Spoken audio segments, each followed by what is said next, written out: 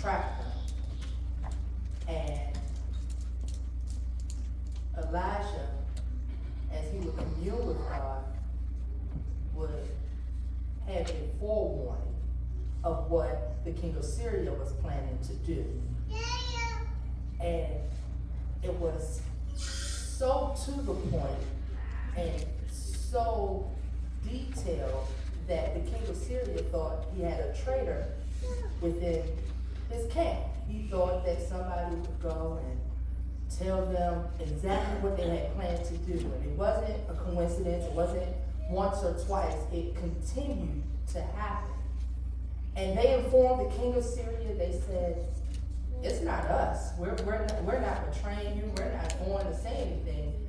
It's the prophet. He's telling them your moves. He knows, or God is informing him of the things that you only say in your bed chambers, in your privacy, your secret thoughts. And this infuriated him. He wants to entrap them, and so in order to do that, his thinking is, well, we'll handle Elisha. And so he asks us where he is, and he sends his army to Dothan. And they circle him about throughout the night. And when the young man, it assumes that he was the first to arise, and he sees this army circling them, and he sees the number of them. And it appears that he is fearful, because you send an army for 2 men, you send all of these for us. And as I was reading the text, I was a little taken back, because up until this point, they had a forewarning of all that the king of Syria was going to do. But when it came down to them two, they had no warning. They didn't know that they were on their way. They didn't awake in the middle of the night. But here they are awakened. And it catches the servant by surprise to find that here we are cornered. We're trapped. Our backs are against a wall. What are we going to do against an army? And Elijah, he encourages him. He says, fear not. Elisha had enough spiritual insight, right, to understand that though in the natural you look greater than us, we serve a God that can't be outnumbered. That's right. And so he tells him, he says, fear not. He said, for what is with us is more than what is before us. And he then begins to pray. He says, give the servant insight. Let him see you. In other words, build his confidence. Allow him to see what he think isn't there. Allow him to see the power of our God. And his eyes are open, and he sees not only is the mountain full with just regular horses and chariots, these are horses and chariots of fire. This is a consumer. This is how God operates. He operates in the supernatural. And so, to bring it to our time, I began to think, and I began to ponder, and it's funny because we can be going through this life, and we can be striving every day to do what God is asking of us to do. We're striving every day to do the right thing, to walk uprightly before him. And that enemy doesn't like it because he sees us making progress. And so he begins to send circumstances, and he begins to send trials, and he begins to send depression and anxiety and intrusive thoughts. And it looks like those things are going to overtake us and overwhelm us. But God is saying, I've been here all the time. You're not alone in what you're going through. And even in my own life, I find that in my car is the best time to pray. I can talk to him as loud as I want to. No interruption. You can look in my car window. You probably think I'm on my Bluetooth. But I'm talking to him. I'm laying it before his feet. Because what that enemy desires to do is to isolate us.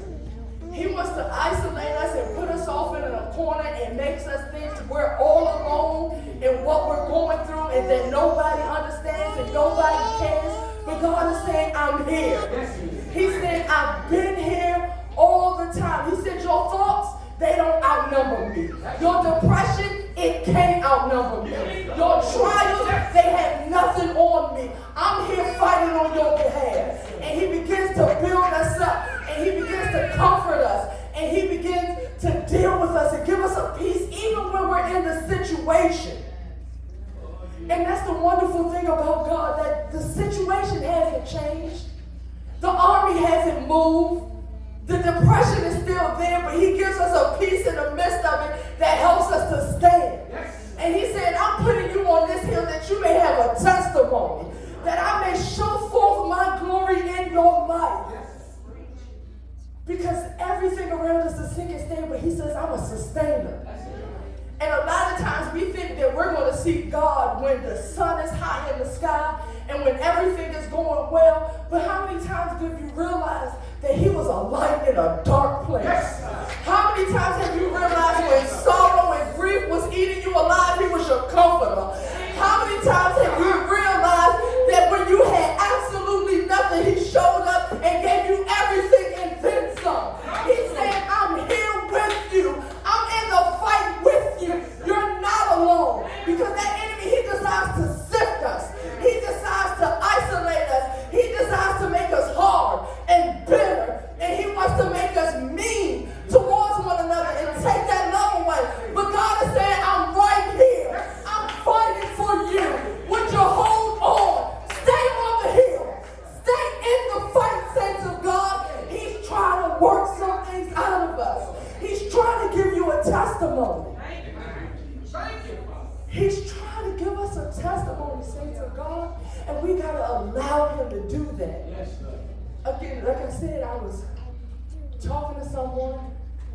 And that's another thing. This young man was with Elisha, his mentor. And we've got to be very careful who we decide to attach ourselves to.